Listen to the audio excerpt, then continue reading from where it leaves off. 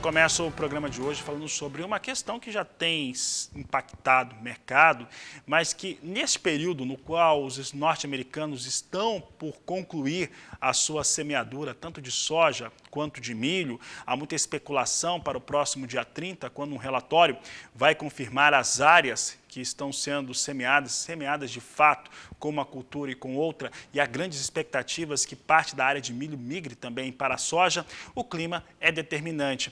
E por lá parece que o clima não tem ajudado tanto assim a atribuição, o desenvolvimento dessas lavouras norte-americanas. Para falar a respeito de como que anda o estado de desenvolvimento dessas lavouras, também pensando no clima, eu vou conversar agora pela internet com Décio Gazzoni, ele que é pesquisador da Embrapa e também membro do Conselho Científico do Agro Sustentável.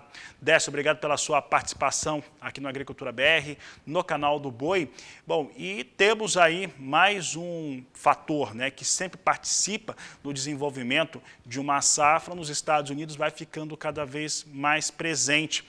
Como que está sendo o desenvolvimento dessas lavouras frente aos desafios climáticos que nós temos hoje no Hemisfério Norte? Boa tarde, seja bem-vindo.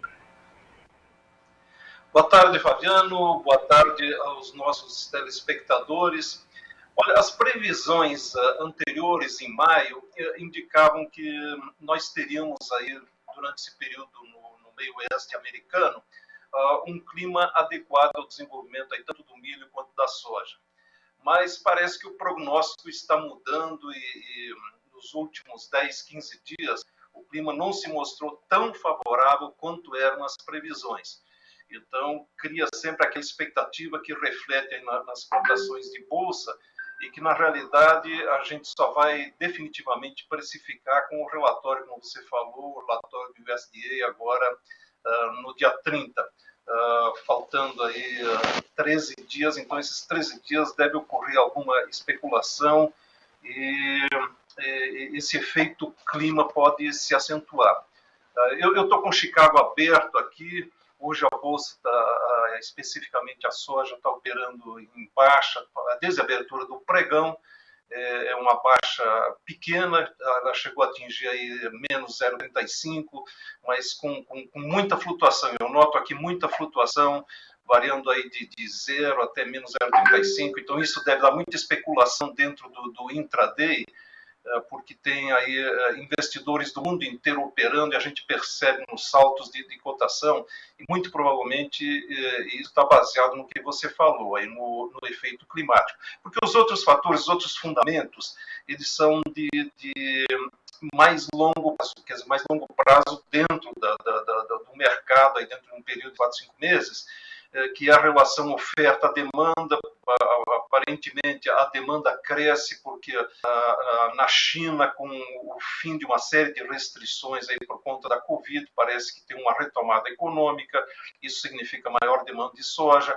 Por outro lado, nós tivemos restrição de produção, perda de produção no Brasil, Argentina, Paraguai, isso afeta os estoques mundiais, são fundamentos em mais longo prazo. E também existe o fato que a gente tem acompanhado aí, do aumento de custo de fertilizantes. Então, os investidores, os analistas estão entendendo que com o aumento de custo, deve haver uma retração na produtividade de soja aqui no Mercosul. E então já estão antecipando o que entra no mercado lá a partir de janeiro, fevereiro do ano que vem e movimenta as cotações desde agora. Décio, e aí trazendo esses aspectos hoje, parâmetros que nós temos no mercado, além de ter um ajuste bastante expressivo em relação ao que se tem de cultivo aqui na América do Sul, principalmente, e os resultados de produção, nos Estados Unidos tem agora esse cenário de alguma ameaça climática sobre as suas áreas de produção e já está um pouco tarde para a semeadura do milho por lá, o que faz com que muitos acreditem que algumas áreas migrem mesmo para a soja. No seu entendimento, isso chega a trazer alterações relevantes para o mercado, já que, de qualquer maneira, mesmo que os Estados Unidos aumente alguma coisa ali, 3, 4 pontos percentuais a sua área de soja, ainda assim o quadro seria muito muito ajustado de oferta e demanda para a oleaginosa?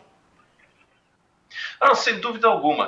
Mesmo que ocorra essa migração de áreas, que é normal em alguns anos haver isso, o fechamento da janela de semeadura de milho e a permanência da semeadura de soja, mas os Estados Unidos hoje, eles não têm mais o peso que tinham há 15 ou 20 anos, e mesmo que aumente aí 2, 3% a oferta diária, isso vai ter modificações relativamente pequenas na cotação. Aliás, o que eu estou vendo aqui dos analistas é que eles estão prevendo exportações menores dos Estados Unidos esse ano, por conta de demandas internas, por diversos fatores aí de consumo interno.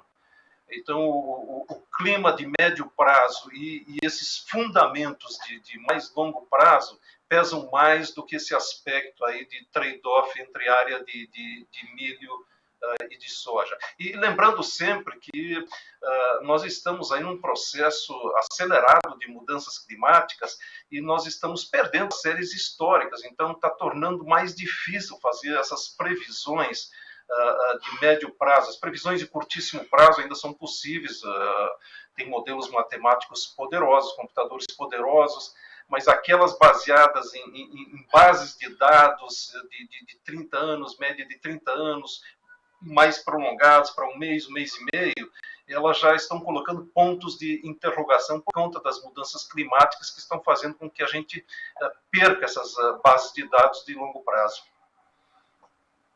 Muito bem, Décio. No seu entendimento, essas alterações, essas mudanças, né, que é um impacto direto da atuação do homem em várias frentes, claro que não é no campo exatamente, mas em várias frentes tem essa alteração, acaba também por influenciar diretamente as áreas de cultivo, as áreas norte-americanas, aqui do Brasil, na Europa, na Ásia, acabam por ser impactadas também.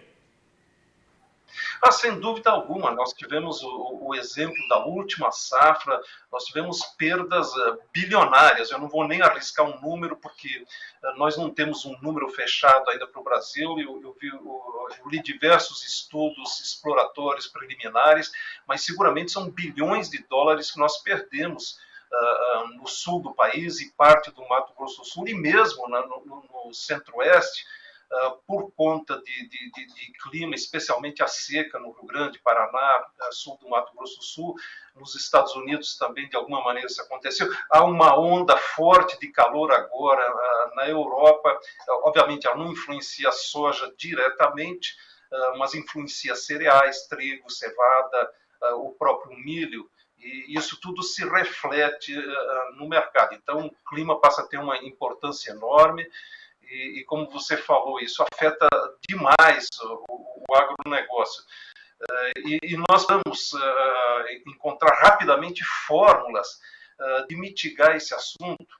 E além de tudo que a gente tem feito hoje, principalmente com o manejo de solo, manejo adequado de solo e seguindo tecnologias adequadas, nós precisamos investir fortemente no desenvolvimento de material genético, de genótipos que sejam tolerantes à seca e que evitem essas perdas muito fortes quando nós temos principalmente secas acentuadas. Isso hoje, com a tecnologia disponível, é possível. Nós temos aqui no Brasil pesquisadores de primeiríssima linha, iguais aos melhores do mundo. Precisamos dar a esses pesquisadores condições de rapidamente colocar na mão dos agricultores novas variedades, seja de milho, de algodão, de soja, que sejam tolerantes à seca e que não deem essas perdas violentas aí que criam tanta turbulência no mercado.